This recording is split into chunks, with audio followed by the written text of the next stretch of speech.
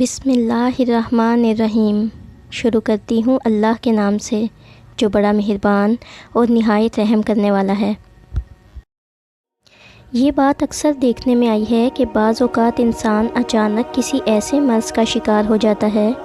جس کی نہ تو تشخیص ممکن ہوتی ہے اور نہ ہی اس مرض کا ازالہ ممکن ہوتا ہے۔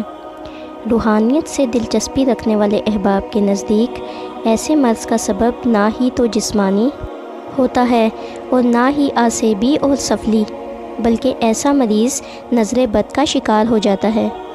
جس کا جلد اور صحیح علاج نہ ہونے کے باعث مرض لا علاج معالجہ کے باوجود شدت اختیار کر جاتا ہے۔ اس مرض کا شکار ہر شخص ہو سکتا ہے، خصوصاً بچے اور عورتیں اس مرض کا اثر فوراً قبول کر لیتے ہیں۔ بعض مرتبہ کسی کی نظر اتنی خطرناک ہوتی ہے کہ بچہ یا بڑا کھانا کھانا چھوڑ دیتا ہے اور روز بروز صحت گرتی جاتی ہے۔ اس صورت میں ڈاکٹر حکیم کا علاج غیر مؤثر ہو جاتا ہے، کمزوری بہت زیادہ ہو جاتی ہے۔ نظر بد کی علامات: بیماری ہونے کے باوجود رپورٹس کا کلیئر آنا، جاگنے کے بعد جسم کا درد کرنا، بہت زیادہ تھکاوٹ محسوس کرنا، طبیعت میں چڑچڑاپن اور تنہائی پسند ہو جانا، چھوٹی چھوٹی باتوں پر شدید غصہ آنا، اور اگر غلطی اپنی بھی ہو تو تب بھی اعتراف نہ کرنا، رشتہ داروں، گھر والوں، دوست احباب سے بلا وجہ اچانک جھگڑے پیدا ہو جانا، ہر وقت یہ محسوس ہونا کہ کوئی دیکھ رہا ہے، کوئی میرے ساتھ ہے، انجانا سا خوف کہ گھر سے نکلا تو مر جاؤں گا، موت کے وسوسے آنا کہ آج مر جاؤں گا، کل مر جاؤں گا، دماغ کا معاف ہو جانا، سوچنے سمجھنے کی صلاحیت ختم ہو جانا، یہ محسوس کرنا کہ یہ کام کوئی زبردستی کروا رہا ہے یا کہلوا رہا ہے، گھر والوں، بیوی بچوں، والدین، بہن بھائیوں سے نفرت محسوس کرنا، غیر ارادی حرکات کا سرزد ہونا، سر، سینے، کمر کے نچلے حصے یا کندھوں میں دباؤ، بوجھ اور درد محسوس ہونا، جسم کے کسی ایک حصے میں عموماً سر یا معدے میں مستقل درد رہنا اور دوائی سے افاقہ نہ ہونا، پاؤں کی ایڑیوں اور پنڈلیوں میں درد رہنا، آنکھوں میں تیز چمک کا پیدا ہونا،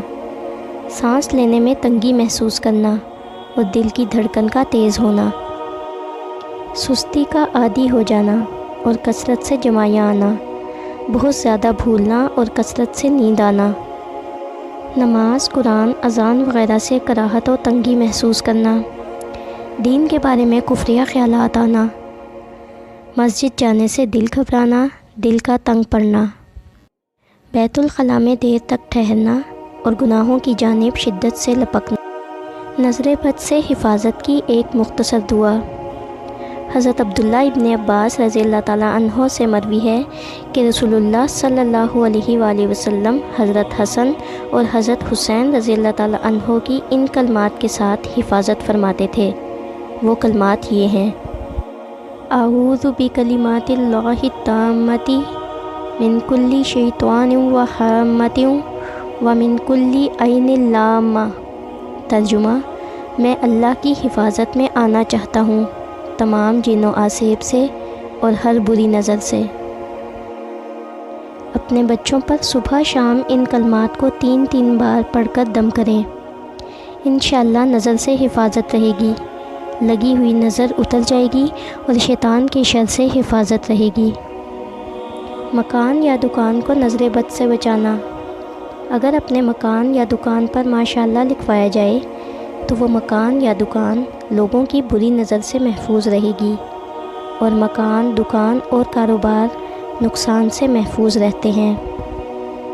اگر آپ نے ہمارا چینل ابھی تک سبسکرائب نہیں کیا تو برائے مہربانی چینل کو سبسکرائب کر دیں